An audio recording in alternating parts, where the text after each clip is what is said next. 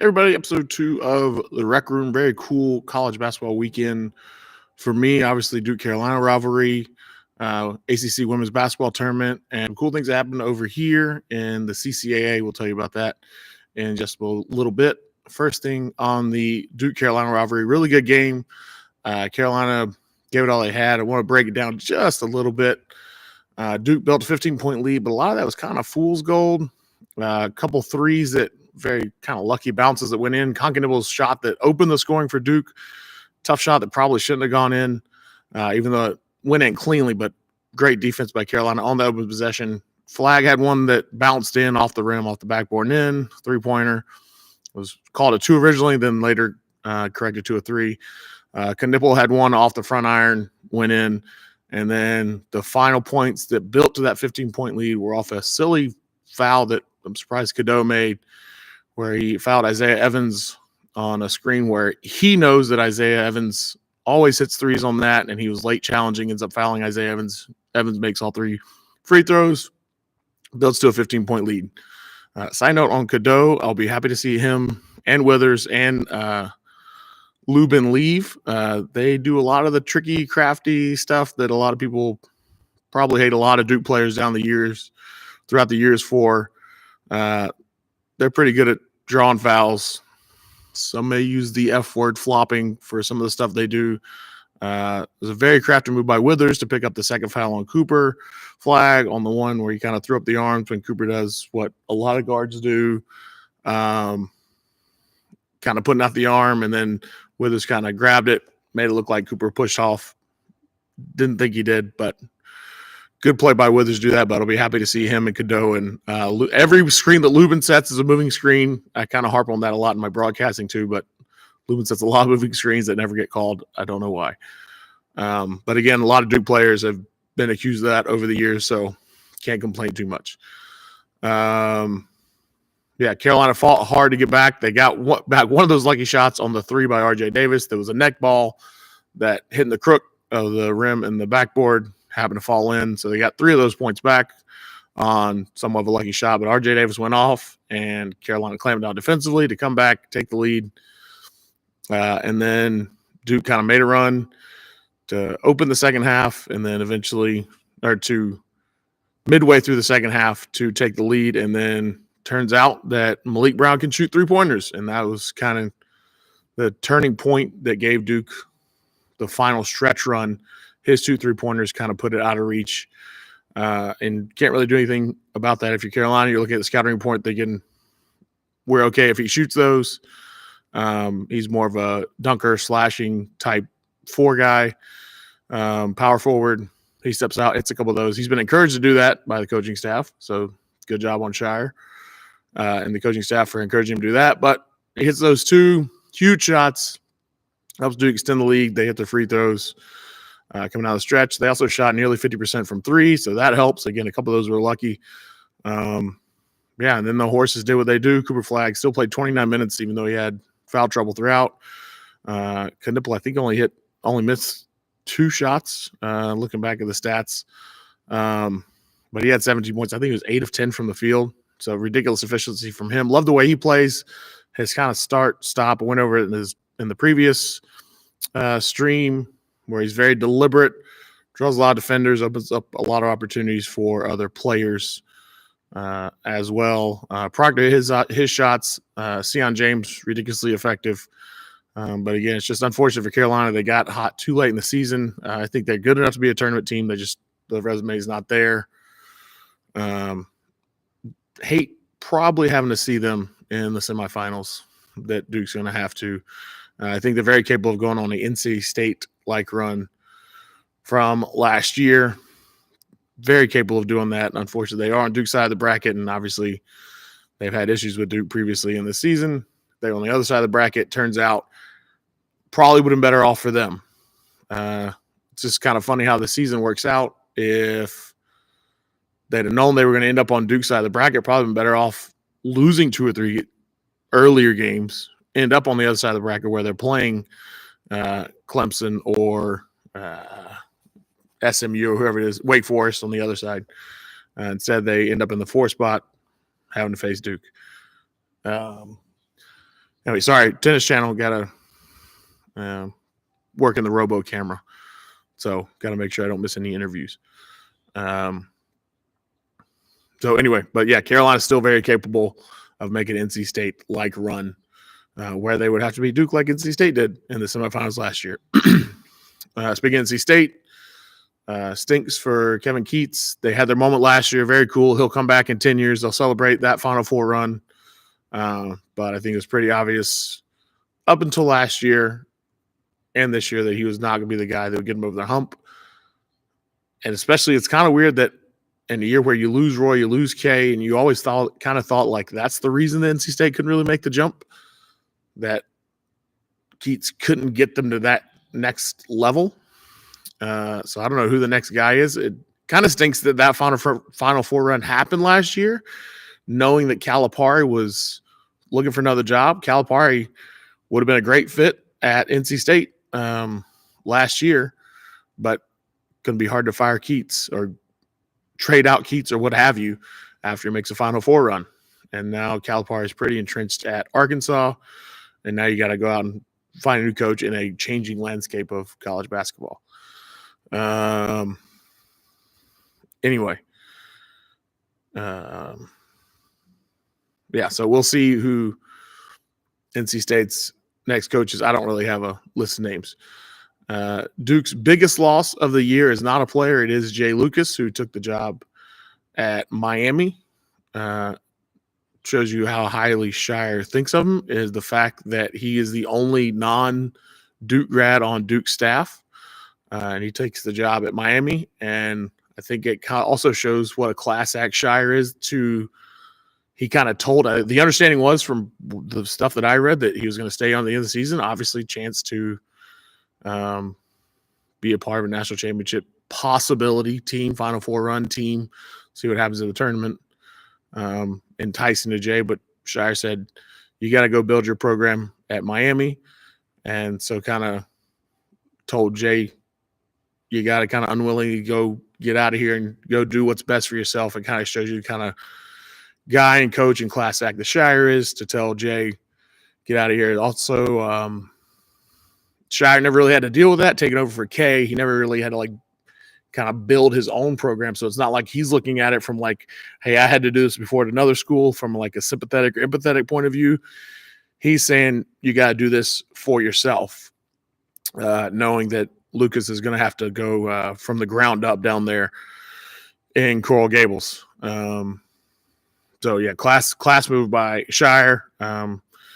For Duke, they're going to miss Lucas in the tournament. These short turnarounds, a lot of times you have the assistant coaches doing all the scouting on what happens. You'll have the team right ahead of you, and then you'll have the assistants do the scouting on the two possible matchups you'll have in the next game. So you lose an assistant coming down the stretch for the games in the tournament. So that's going to be tough for, just an obstacle for Duke to have to overcome. Obviously, I'm sure they have great grad assistants. Everybody on the bench from Carrawell to Robinson, and I'm sure wonderful on the bench as well. But just you lose a guy that's could be one of those scout guys. Obviously, again, how highly Shire thinks of Lucas, and that he was the only Duke guy on the bench, or only guy on the bench that was not a Duke guy. More on Duke. The women won the ACC tournament on Saturday. They beat NC State to advance to the championship. Really soft spot for NC State. Hope they do well in the tournament. They beat Notre Dame, on Saturday to advance to the championship game against NC State on Sunday. They beat NC State, was down 7 at the half, came back to win that one. Soft spot for NC State in the tournament. Really strong field for the ACC in the NCAA tournament, the opposite of the men. But NC State, Notre Dame, Duke, Carolina could all make a big run in the NCAA tournament on the women's side. But congrats to Kara Lawson and the Duke women on winning the women's tournament. We'll see what they do. See if they end up getting a 1 seed. They're ranked 7th right now. By the way, Duke ranked on the men's side, ranked number 1 as of today. They took over for Auburn, who lost 2 in a row to end the regular season. The women are ranked 7th. We'll see if they somehow end up getting a 1 seed, probably a 2 seed in the NCAA tournament. But I believe they are the highest ranked ACC women's team. And as far as the polls go. But yeah, really cool for them to take that as well.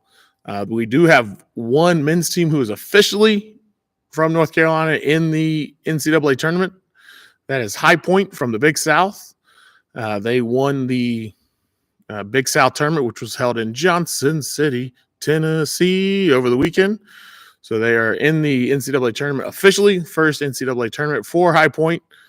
So go Panthers. They were the 1 seed in the Big South, overcame a double-digit deficit to come back and win that one over Longwood, I believe. Shout out Farmville, Virginia, to win the Big South and go to the NCAA tournament. So we'll see what High Point can do. For out here, congratulations to the men and the women in the CCAA tournaments of Dominguez Hills, as the Toros on the men's and women's side both won the regular season. The women only had one loss all season, and the women won the regular season, lost their final home game, but they will be hosting the NCAA tournament. So it will not be the seniors' last game on the home court, just the last official home game for them that they will have lost. And the men actually lost their final home game. They will be going down to play in the NCAA tournament in Point Loma, but they won the CCAA tournament as well as the CCAA regular season. So a clean sweep for the men's and women's programs of Dominguez Hills, which I am the voice of. I'm thrilled to be the voice of the Toros. Great guys. Coach Steve Becker's on the men's side, Coach John Bond on the women's side. Awesome to be able to work with them. My guy Jordan Hillstock, the tournament MVP for the men, defensive player of the year, second team all conference. Jeremy Dent Smith, first team all conference. I believe Adam Afifi made first team all conference as well. Average right about a double-double on the men's side. On the women's side, Asia Jordan, whose scoring was coming actually a little down coming down the stretch. She picked it back up, won tournament MVP. She was first team all conference. Nala Williams was first team all conference player of the year, defensive player of the year. She's a stud. I mean, she's absolutely awesome at what she does. So it'll be fun to watch her starting this weekend on Friday. But the Toros making some noise over the weekend, so really cool to watch them. We'll see what they can do as well. Anyway, it's like I said, a really cool basketball weekend, and obviously getting March Madness ramped up here all over the place. So I want to do a little blackboard for you. This is something I've seen the Toros run, especially on the women's side, but I've seen the men run it too. So a lot of times the Toros, I got my handy dandy blackboard here.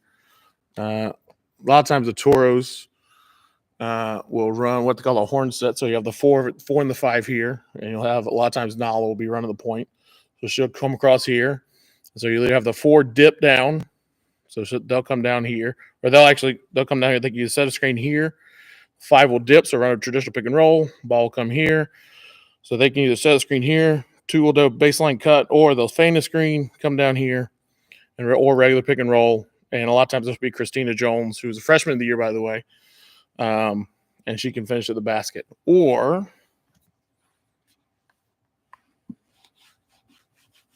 let me erase this right quick. I'll redraw my basketball court.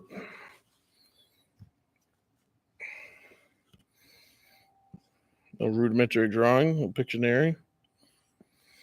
Again, horn set. You have your 4. You have your 5. You have your 1 with the ball. 2, 3. They'll come around.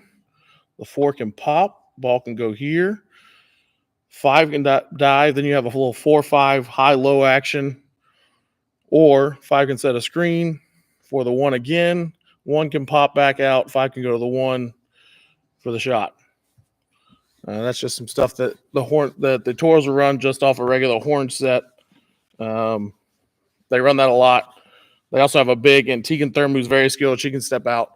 If they want to run 2 kind of stretch bigs, Tegan Thurman can step out and hit the 3 as well out of that horn set. The main thing I want to highlight I've seen it. I've seen the tours run men and women. Gotta do my drawings here. So you have the 5 down here, the center, one up here. So you have the 4 right there. So the women will run this a lot. Men will run it too. I haven't seen this before. They won't run a traditional basket cut or baseline cut. They'll run what I've been calling is kind of a mid cut or horizontal cut into the free throw line. And I like the look of it because you can either dump it down where if the defender is fronting, kind of got an easy over the top pass, high low there. If he's back behind him between the 5-man and the basket, then you have an easy dump down pass for a post down there. Or if you have a 4-man that likes the front, they get in a good position at the free throw line, do whatever they want to right there. Or also the point guard can work off the 4-man at the free throw line, little shovel passes, stuff like that. I've been trying to think of a name for this cut. Again, I've seen it around a couple times in the NBA, but the women run it a lot. I've been thinking like a mid cut, like a sirloin cut, or it kind of looks like a bowl. So like if you imagine this is a head and this is kind of like a bowl cut, haircut. So I think like a Christmas cut, like in Dumb and Dumber. That's Lloyd Christmas's haircut right there. If you think of a good name for it that I can use this weekend, please let me know. I've just been calling it kind of a horizontal or a lateral cut in towards the free throw line. And again, it's great down at the obviously use it a lot in the zone because a lot of times the whole point of the zone is just to get it right there in the middle of the zone. And then it kind of brings up the defender from here and it opens up a lot of things in the dunker spot. But they've been using it a lot in man-to-man as well. Anyway, that's my blackboard lesson. If you're a coach, please let me know if I made any mistakes right there.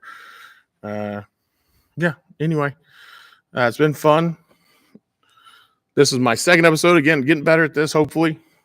It's been all basketball. Looking forward to the brackets coming out. Looking forward to the tournaments.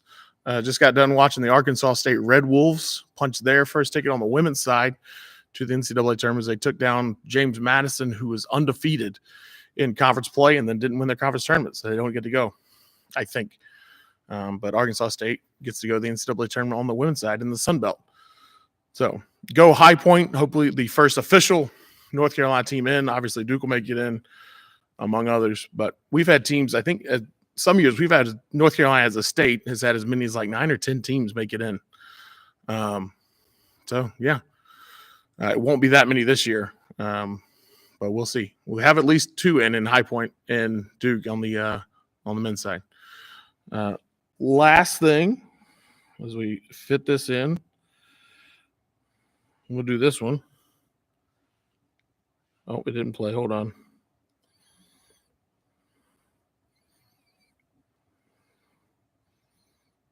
I got to be careful because this is a very naughty song.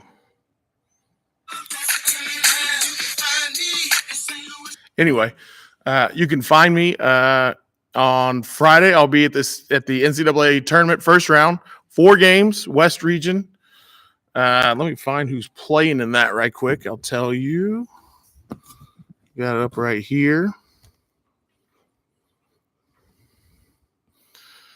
So Cal State Dominguez Hills, Azusa Pacific, Alaska Anchorage, Montana State Billings, Cal Poly Pomona, Chico State, and Point Loma and Central Washington, the 4 games on Friday. I'll be there Saturday as well for the semifinals, and then the final on the West Region will be on Monday for the right to go to the Elite 8 that will be in Pittsburgh.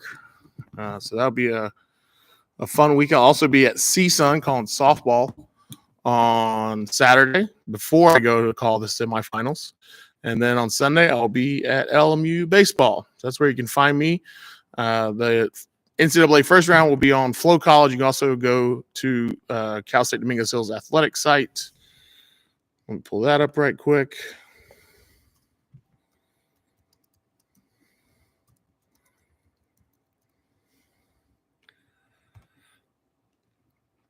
So you go to gotoros.com. You can find it there for the NCAA first round for those 4 games in the semifinals, and the final will be on Monday at 7 for the right to go to Pittsburgh in the Elite 8 at the Division II level. CSUN and LMU will both be on ESPN Plus. But anyway, episode 2 of The Rec Room. Hope you enjoyed. Hope you will enjoy. But I look forward to talking to you again next week as we will have the official NCAA brackets out. Hopefully we can break them down a little bit. All right. Have a good week.